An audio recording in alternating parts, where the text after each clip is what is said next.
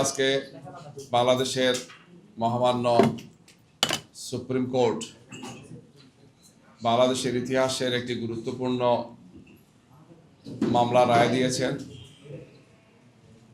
বাংলাদেশের রাজনীতিতে কেয়ারটেকার সরকার ব্যবস্থা একটি তাৎপর্যপূর্ণ, খুবই গুরুত্ববহ একটি বিষয় ছিল।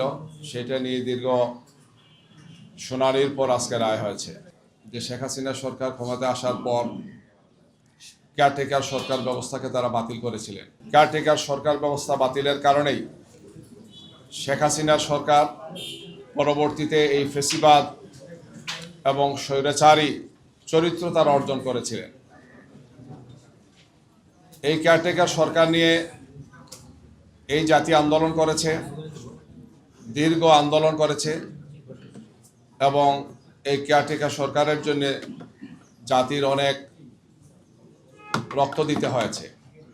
আপনারা জানেন যে আজকে সেই গুরুত্বপূর্ণ 20 নভেম্বর 1983 সালের 20 নভেম্বর বাংলাদেশ জামাত ইসলামীর পক্ষ থেকে তৎকালীন আমাদের ভারপ্রাপ্ত আমিরে জামাত মরহুম আব্বাস আলী খান সাহেব 1983 সালের 20 নভেম্বর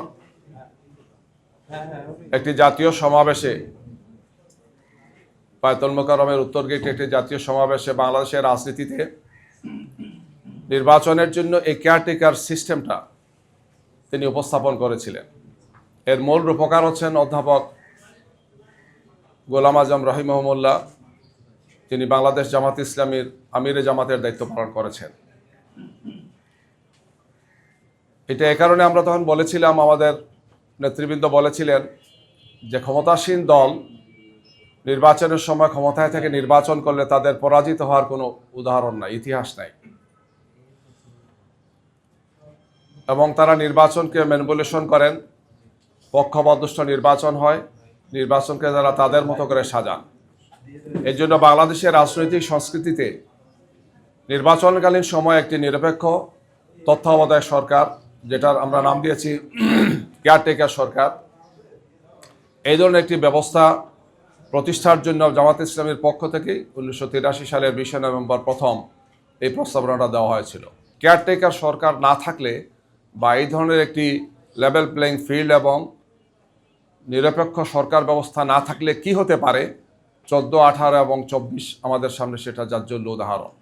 যার ফলশ্রুতিতে আপনারা জানেন 2024-এ 5 আগস্ট বাংলাদেশের ছাত্র জনতার অভূতপূর্ব গণ অভ্যুত্থানের মাধ্যমে এই ফেসিবাদ এবং স্বৈরাচারী শাসককে বিদায় নিতে হয়েছে। কেয়ারটেকার সরকার প্রতিষ্ঠিত হবে এবং জনগণ ভোট দেওয়ার মতো একটি সুন্দর পরিবেশ পাবে।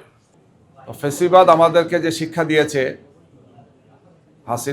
শেখ হাসিনা যখন ক্ষমতায় ছিলেন, যে এইভাবে কুক্ষিগত করে সরকারের প্রতিষ্ঠানগুলোকে বা রাজনৈতিক প্রতিষ্ঠানগুলো বা রাষ্ট্রীয় প্রতিষ্ঠানগুলোকে কুক্ষিগত করে অর্থাৎ একটা সার্টেন টাইম ক্ষমতায় থাকা যায়, কিন্তু দিন শেষে তাকে পালাতে হয়। গত 16 বছরে আমাদের সবগুলো প্রতিষ্ঠানকে ধ্বংস করা হয়েছে, বিশেষ করে নির্বাচন ব্যবস্থাকে, গণতান্ত্রিক প্রক্রিয়াকে।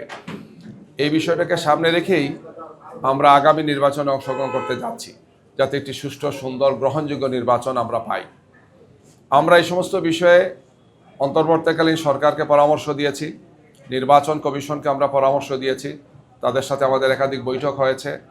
আমরা বলেছি যে লেভেল প্লেইং ফিল্ড সহ আইন শৃঙ্খলা পরিস্থিতি, নিরপেক্ষ দায়িত্বশীল ব্যক্তিদেরকে সেখানে দেওয়া, 14, 18, 16-তে যারা, 24-এ যারা ছিলেন তাদেরকে না দিয়ে বরং জনগণের সে গ্রহণযোগ্য, নিরপেক্ষ এবং দেশপ্রেমিক সংশ্লিষ্ট অফিসারদেরকে এগুলোতে দায়িত্ব দেওয়া।